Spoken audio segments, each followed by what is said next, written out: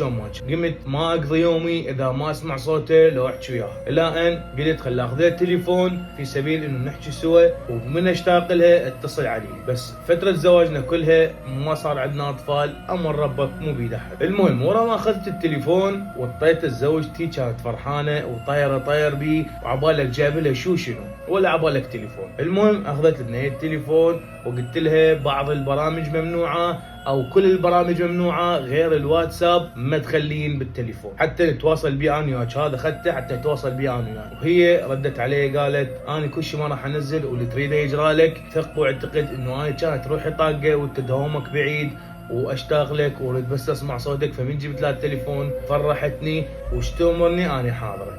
البنية كانت كلش مطيعه وكلش خدومه وكلش حبابه. والله يوم من الايام انا بدوامي اتصل علي اخوي، الو فلان شلونك؟ قلت له اخوي انت شلونك اخبارك؟